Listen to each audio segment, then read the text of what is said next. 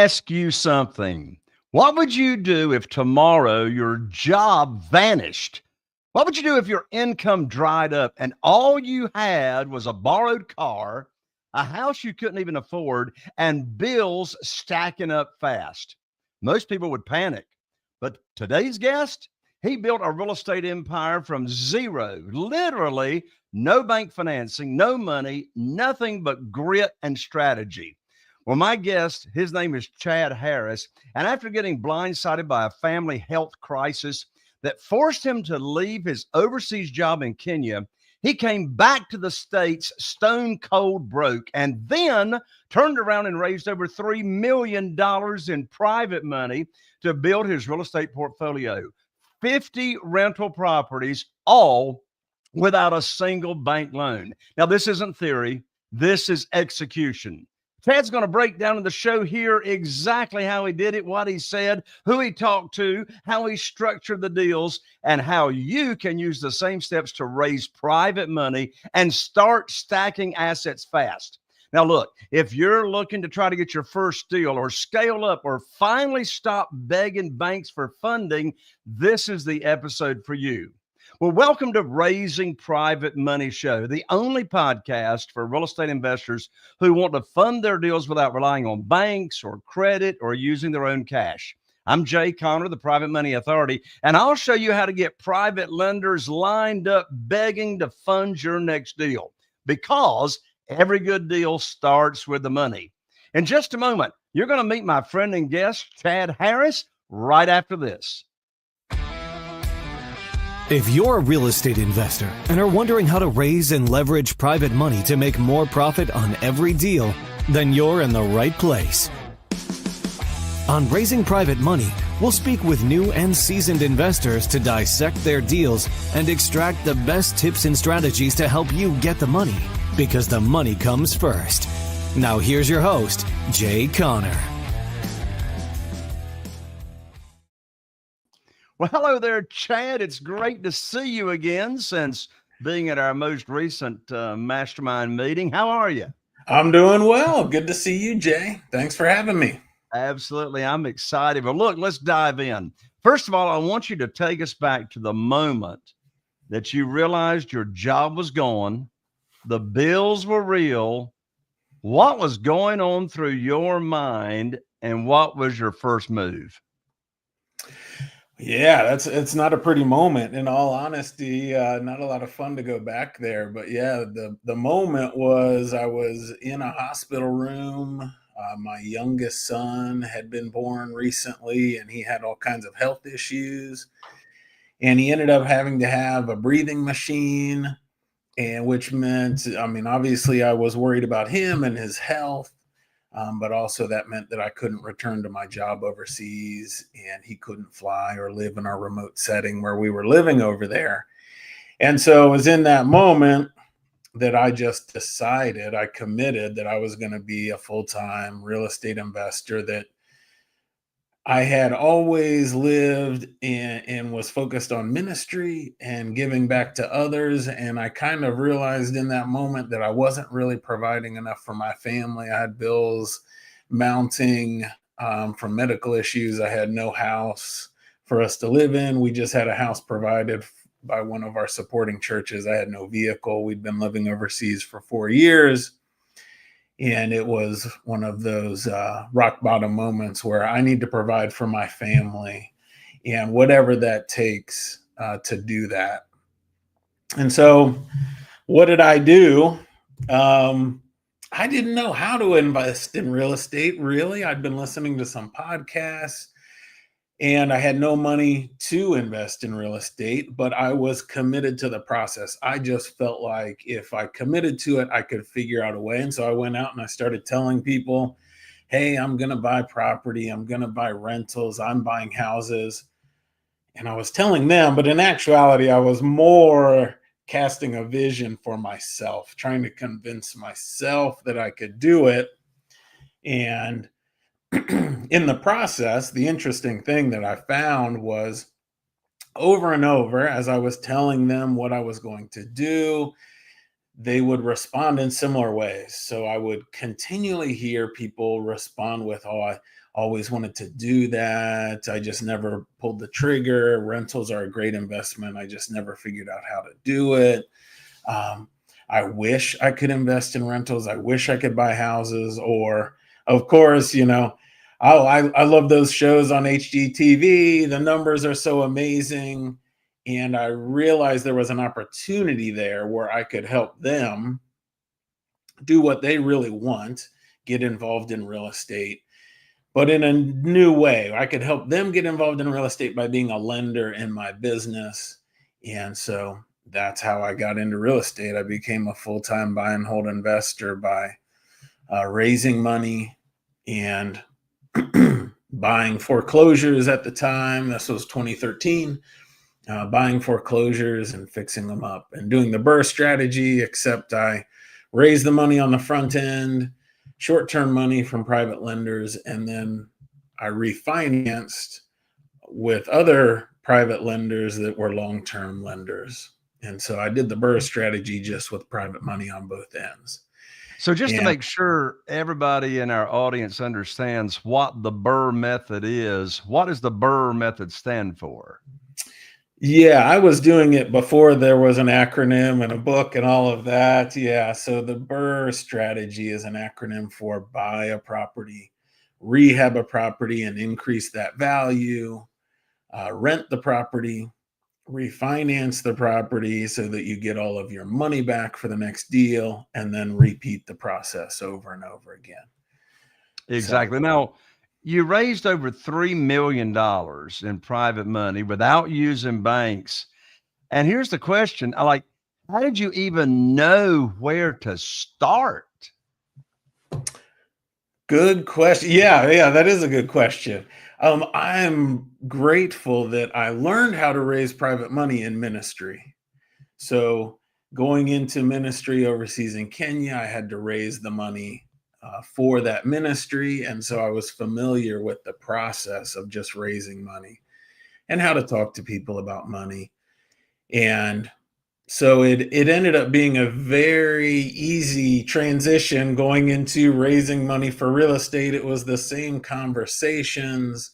It was just the opportunity that I was presenting was a little bit different, and the impact for them was a little bit different. But yeah, that's how I was familiar with it. Well, that certainly makes sense. You came from not an industry, but you came from the ministry, raising private money. So you were already comfortable talking with other people about investing their money and, what would be in it for them. So that wasn't brand new to you. So you were already familiar with having conversations about raising private money from other people. So even though you had that experience, what exactly did you say to people, potential private lenders, when you were first talking with them about investing with you or loaning private money to you? Yeah. So those initial conversations, and just to equate it to ministry, because it really was the same discussion I was having, right? In ministry, I was talking to people who wished they could be involved in a ministry overseas, and I was giving them that opportunity to suddenly be very involved financially in a ministry overseas. And I would talk about the impact that it would have for them in Kenya and also for them. And so it was the same discussion with private lenders, especially early on. I was talking to people who wished they could be in real estate, but it was overwhelming or intimidating, or for whatever reason, they never actually did it, which is actually pretty common. A lot of people want to be in real estate, but don't end up actually doing it. And I was having that conversation and giving them the opportunity where they can very simply be in a real estate business as a lender. They don't have the risk of worrying about tenants or how to collect rent or any of those things with the management. They would just get their interest payment every month like the bank. And the impact for them of the impact in the community. They're making the houses better. They're providing housing for great families, and they're getting a good return on their money, right? Those were the two things that I focused on, which is what they were looking for: an opportunity to get into real estate and a way to get a good return on their money without risk or headaches. That certainly makes sense. Now, as we've been talking, you came from the world of talking with people about investing money for a different reason, but you may not be able to relate to it directly, but you've been doing this so long, I'm sure you've got some advice. And that is, what advice would you give to someone who's never raised private money before? Like, what kind of mindset shift do they need to make before they would be successful at attracting money instead of chasing it? Yeah, I think the number one mindset shift is not focusing on you, right? If as long as we can focus on the person we're talking to and come to the perspective that we're just there to serve them. And if we can identify a need that our business meets, then it really doesn't matter what words we use, or we're just helping them naturally and there to serve them. And Chad, that so takes the glad. pressure off. I'm so glad you brought that up. I'm sorry, I just stepped all over you. What'd you just say? Oh, just that takes the pressure off. It's not about us, it's just about them and how we can help them. Yeah. Chad, you and I have got so much in common because that's the exact, and you and I know this because we've chatted quite a bit before, but that's exactly where I come from on raising private money. I've never asked anybody for money. I've never pitched a deal. I've never tried to sell anybody on loaning me money. I've never tried to persuade anybody.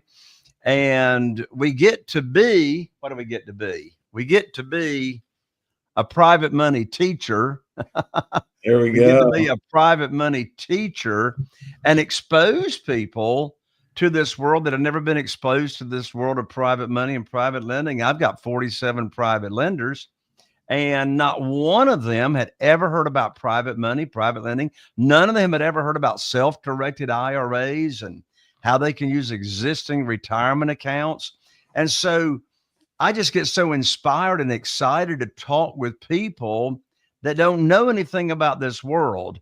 As you and I have talked about, there's three categories where people can find private lenders: your own warm mortgage, your own connections. Of course, if you want to scale your business, we're going to run out of those connections sooner or later. So how do you grow your network? How do you grow your connections? And then there's existing private lenders, people that are already loaning money out. Well, you know what?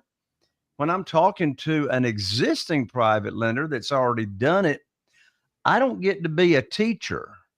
I'm now having a negotiation conversation, and I don't like negotiation conversations. I want to be my own underwriter. I want to set the terms. I don't want to ask for a mortgage. I want to offer the opportunity, just like you said. So, I mean, I couldn't agree with you more, Chad, when you said the number one mindset shift is we're not asking, begging, selling, or persuading. We're serving. As you said, we're leading with a servant's heart. We're exposing people to this world and this opportunity. And you know what I learned, Chad, at the onset when I started raising private money way back in 2009 is when I first started raising it. You know what I learned was the private lenders need us, if not more, than we need them. And I didn't have that straight in my mind. I thought it was I needed them more than they needed me. Has that been Yeah. your experience?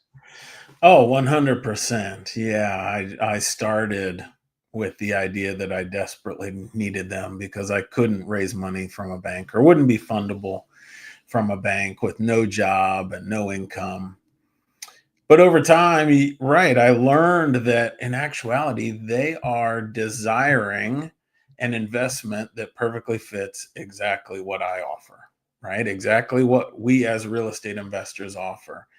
And so we can give them a better return than they can get elsewhere without risking their their money in the stock market while we pay lower rates than we would somewhere else. And yeah, it was eye-opening once I came to that realization, and I wish it didn't take me as long as I did. So I'm sure you were much quicker to come to that realization than I was. But yes, Well, I they tell they you, need us. when my wife Carol Joy and I started noticing this realization that the private lenders actually need us as badly or want us as badly as we want them. And that is, we started getting handwritten thank you notes from our private lenders for being a part of changing and transforming. Well, we got most of these notes from retired people that didn't want to touch their investment capital that they'd had in a CD or in the stock market. They just wanted to get higher rates of return safely and securely. And when we started getting handwritten notes from these people, we're going, wow. I mean, talk about this being a win, win, win scenario. I mean, have you had any of your private lenders say anything like that to you? Yeah, I've had quite a few of those conversations, and each time, a couple of times when I went to pay off a lender, which early on when I was starting, I thought when I paid off a lender, that was a good thing and they would be happy, right? And I was surprised over and over where they would, well, is there another investment? I like the return, right? They just want their money working. They don't really want paid off. They loved the opportunity they were in. And I can think of another lender that I was restructuring some loans and asked any lenders if they wanted paid off, and she did. And I met with her, and she was just so excited, how grateful she was for the opportunity, how beneficial it was to her. And it's just a great reminder. As investors, we tend to look at the numbers and what's the return and things like that. And really our business has a much bigger impact. And our lenders, our lenders who work with us are grateful for much more than the numbers, right? The benefits they receive are much bigger than that return on paper. I'm thinking of a particular private lender that we had for years. Unfortunately, they passed away now, but they were one of our very first private lenders, husband and wife. We went to church with them. And I remember them telling us that we had been a part of changing their retirement years, specifically by allowing them to travel as often as they wanted to, not worrying about having the income or the money to do it, to go visit their grandchildren. Now, let's stop and think about that. Talk about an impact, talk about making a difference. I mean, how could you put a value on being part of changing a elderly couple's retirement years to where they could go visit their grandchildren in person as often as they wanted to because of the interest that we were paying them from the private lender loans. I mean, talk about making a difference. I mean, that kind of story doesn't even, get any better than that. Now, Chad, let me ask you this. Take us back to maybe not your first, maybe your first, but one of your first private money deals. What type of terms, what kind of structure, what kind of timeline, what kind of payback, what all did that look like that you offered your private lender? Yeah, early on, I was learning everything the hard way and structuring Tell me deals. about it, brother. Tell me about it. Yeah, we've all been there, right? So I was thinking that I needed to pay a high rate of return for people to lend me money. And I thought that my lenders wanted paid back very quickly. So I was doing 10% interest, and I was doing very short amortizations so that all of the cash flow from the property was paying down the loan. And over those first few years, I realized that both of those were actually the wrong way to do it. And I was meeting with a lender at one point, and I was trying to incentivize him. I was offering two deals, and one was at 10%, one was at 8%. I'll never forget the conversation. A very astute investor. And When I presented both deals, he said, 10% sounds risky. Let's do 8%. And I realized in that conversation that the return that I offer for an investor who's primarily in stocks, that return is a measurement of the risk in the deal. And if I lower the rate of return that I offer, I will actually incentivize them to invest more or lend me more money. Yeah, Now, which is is that very not like contrary. the opposite from what you would think as a borrower, right? Right. You Yeah. know? Completely opposite. Well, and what that does, Chad, is it it gets rid of, in fact, well, it doesn't totally get rid of it, but it mitigates that thinking of a new private lender that's never done this kind of thing. Oh, this must be too good to be true, right? So Right. I've been paying my private lenders 8% since day one. Day one, ever since 2009, even with the ups and downs in the market all these years, from 2000 now to now here in 2025, I've been paying them 8% the whole time, which is a side note. I've had the question, and you probably have too, Chad. I've had the question, wait a minute, Jay, and this is from other real estate investors. How in the world are you able to keep paying 8% all through this time when interest rates have like skyrocketed and gone up out of sight? How are you still paying your private lenders 8%? You know what my answer is, Chad? I got two answers. My first answer is because I make the rules and they don't. You know, I make the rules. I'm offering an opportunity. I'm not asking anybody for Nice. and secondly, even when the interest rates have gone high, well, a year ago, year and a half ago, you could have gotten a 7-month CD at the local bank here in Morehead City for 5%. Today, it's less than 3% and still coming down. But 8% still a whole lot better than 5%. But I love that point that you just made, Chad, is you don't have to be paying these people 12% and 14% and 15% because you see, that kind of thinking, real estate investors get programmed from hard money lenders. And that's a huge Right. mindset difference right there. I talk to a lot of real estate investors that are confused between what is hard money and what is private money. And I know why they're confused because you got a lot of hard money lenders that call themselves private money lenders, right? When in Very fact true. they aren't. So just to make sure our audience is understanding, Chad, just lay it out black and white. What's the difference between a hard money lender and a private lender? Yeah, for me, the difference between a hard money lender and a private lender is who dictates the terms of the loan and who provides the documents. So if I talk to somebody who, even if they claim they're a private lender, and when we're discussing the deal, they say, well, I only lend at 12% and 3 points, and these are the documents we use, then I know they are a hard money lender or a professional lender. Generally, if I'm talking to a private lender, this is a new opportunity, like you talked about, Jay, where I'm explaining to them how it works and what the benefits to them are, how it's a really easy way for them to diversify their investments. And then with that opportunity, these are the terms of the loan that we offer. These are the documents we use. And in my mind, that's the distinction. So whether I'm presenting the opportunity or whether they're dictating the terms of any loan. Yeah, right on. Yeah, when I think of a hard money lender, and by the way, I'm not poo-pooing hard money. Some of my best friends in the world are hard money lenders. And if the math makes sense, don't pass up on the deal if you don't have private money raised. But when you do it the Chad way and the J way, it's not going to take you long because there's actually more private money available than there are deals. But For sure.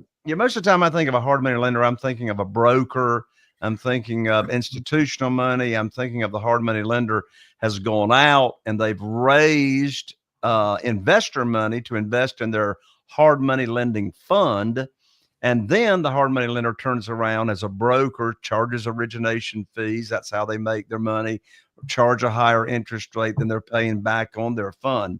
But this world of private money, shoot, we're just doing business with ordinary people. And you know, at my live events, Chad, and I know you have your events, and I have private lenders actually come to our own personal private lenders come to our event to network with our attendees. And the big takeaway from my attendees at our live events, we talk about it the next day after the private lenders have left. I'll say, hey, what's your big takeaway from those private lenders? And invariably, my live event attendees, they say, these are ordinary people, just like us. These are not like highfalutin, high class people, private lenders. These are just everyday walk of life people, school teachers, civil service workers, law enforcement people. And Chad, would you say your private lenders are just like pretty much ordinary people? 100%. Yeah. Yeah. They don't drive cars any fancier than anybody else. And yeah, just ordinary people who are looking for a good return on their money. That's it. Now, speaking of these ordinary people, when you're talking with someone in your network, maybe you're at church, maybe you're having coffee, maybe you're at a social event or whatever, and you want to bring up the topic of private money, private lending, et cetera, what are some of your favorite ways to start conversations?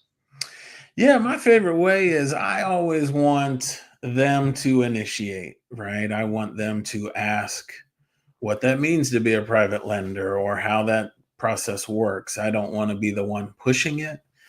And so I will share what I do. Inevitably in the conversation, something comes up about what you do. If you know somebody, you would share it in kind of just what's been going on in the week. And so I always just briefly share that I like to renovate properties. We buy ugly houses, we fix them up, we rent them to great families, and then we share the profits with friends, family, people we know instead of the bank. And just that statement provides a window for them, anybody who might be interested in how do I get into real estate? How do I share in the profits of this real estate deal, right? Everybody wishes they could do that. And that just opens the window, or that gives them the opportunity to ask the question, how does that work? What does that mean? How do I qualify to be a private lender? And once that discussion starts, then I can present the opportunity, explain how the business works, learn more about them, exactly what they want, and how our business can meet that need. Chad, I love your approach to that, to where, again, you are an example of no chasing and begging and selling and persuading. You're attracting the money by them asking you, well, you know, what do you do? What have you got going on in your world? And that's beautiful. I love what you just said. You just said, well, we invest in properties, we buy some ugly houses, we fix them up, and we share in the profits with our investors or our private lenders. And you just stop the statement right there, because when you said that, how could someone not be curious about how that works, right? Right. Yeah. Yeah. So Who what you doesn't want to share in the profits of a real estate deal, right? Hey, look, that phrase right there. Hey, listen, folks, you're listening to this show. That right there is a writer downer. That phrase, I mean, that's the big takeaway from this show right here, is Chad sharing how he even opens up or begins the conversation of private money and private lending by using that phrase, and I share in the profits. Do you call, when you're saying that, do you call them investors or do you call them private lenders when you're talking to somebody about what you do? Generally, I'll say investors, Because but people know usually, what an investor is. yeah, an investor is a lender who doesn't have an Exactly. equity stake. They get a return on their money. Yeah. I got you. I'll use the phrase just like the bank, right? Just like that. We're Just sharing like the the bank. profits. Is that what you say? We're sharing the profits just like the bank? Yeah, yeah. Our lenders are just like the bank. They get a Oh, yeah. return on their money. They get their payment every month, no matter what happens to the property. Yeah. I love it. I love it. Chad, if someone listening here to the show is starting from scratch today, what's the first action step you tell them to take this week to get in the game? To get in the game, number one action step is internally commit to doing it. Commit to being a success in real estate, whatever that means to you. And if you are committed to it, I guarantee you can figure out how to overcome any obstacle. And then I would just start talking to people, as simple as it is. Tell people, share with them what you're looking to do. Give them the opportunity to hear how they could be a lender in your business, and just start having those conversations. If you're there to serve other people, take an interest in them, you'll very quickly realize that they are desiring exactly what we can offer with our real estate deals. And I think you'll be amazed at just how easy it is to raise private money once you start that process. Chad, I love your spirit. I love your heart. I love your values. I love your love for God and your fellow church family and all that. So we actually have two sets of listeners here to Raising Private Money. We have people that want to be an investor. They want to invest in your deals, in the Chad Harris deals. And we have other people that are real estate investors that want to learn more about how to raise private money. So what's the best way that people can reach out to you? Yeah, definitely. If you want to find out more information about me, learn more, you can go to my website, truewealthinvestors.com. And there's links on there where you can find more information, other teaching and presentations I've done. You can also schedule a time to chat if you want to call. Want to talk to me, there's a link there where you can book it on the calendar. And I'd look forward to talking to anybody. Thank you so much for sharing, Chad. That's truewealthinvestors.com. www.truewealthinvestors.com. For all you listeners reaching out to Chad, I highly recommend you do it because he is the salt of the earth. Chad, thank you so much for joining me, and God bless you. Thank you, Jay. Thank you. And there you have it, another episode of Raising Private Money.